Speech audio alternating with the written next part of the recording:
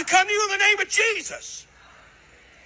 We're asking you to open the eyes of President Trump's understanding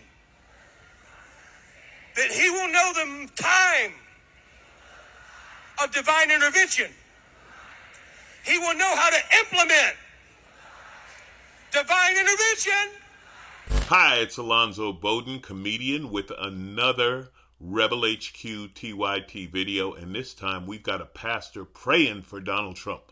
Now, I would think that a pastor praying for Donald Trump would pray that, that the congressional committee or even the courts find him innocent, or maybe just a prayer he could find a decent lawyer. But no, this guy is praying for divine intervention and the time for divine intervention. Well, once again, the Republicans can't focus on policy. I mean, what are you really praying for? What is Jesus supposed to do? Go to God and say, hey, God, they're looking for divine intervention. And God's like, to do what? And Jesus is like, well, they weren't really specific. They just want you to intervene. And correct me if I'm wrong, but doesn't God sometimes intervene with a lightning bolt or some smiting? Wouldn't that one be funny? Hey, God, how about it? Intervene with a little smiting. Just saying. And you will surround him, Father, with none of this deep state trash, none of this rhino trash. You'll surround him, people that you pick. Don't surround him with any of this deep state trash. Don't surround him with any of this rhino trash. Just surround him with good old white trash. Okay, I'm sorry. It was a cheap joke, but it was right there. The pastor set it up. How could I let that one go by? You guys would have been disappointed. So what he's saying is we can't be bothered with elected representatives. No, let's hide from the deep state. Who's the deep state? Oh, you know, they like to eat pizza and have pedophile rings or something. I'm not even sure what the deep state is doing this week, but I think they're all wearing tan suits. Yeah, that's the code, the tan suit. I don't know.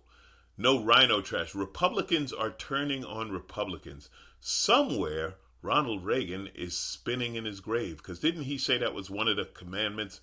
Thou shalt not turn on another Republican or something like that. I really can't keep up. I'm not sure what the hell's going on here. But he's praying, and there's a lot of fervor, and the cult is wound up. So it must be something good, right? I'm going to go out on a limb here and guess that God is going to surround Trump with more old white men who need campaign donations. Just a guess. Based on Trump's past cabinet, I don't know if God was listening. I mean, his past cabinet all ended up convicted. That can't be God's number one pick, could it?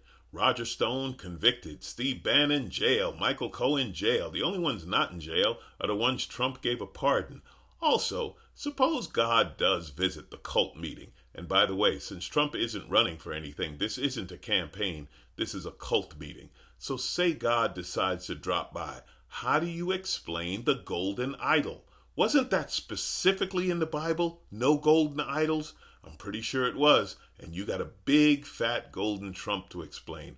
Also, the adultery. That's right, Trump's affairs. You know, adultery was in like the top 10. When God dropped the rules, thou shalt not commit adultery was specifically in the top 10. I got a feeling if God visits the cult meeting, there's going to be some splaining to do. So once again, it's all fun and games and it sounds crazy, but this is dangerous. And these people are dangerous. Why? Because they're a cult.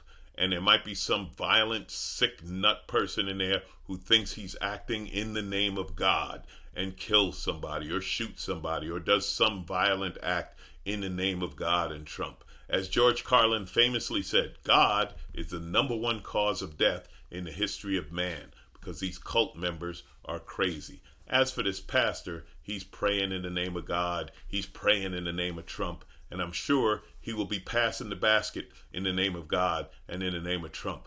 And the money that goes in that basket will not find its way to God, nor will it find its way to Trump. It will find its way to this this pastor's pocket, and it will find its way tax-free. Because this, believe it or not, people, is a church.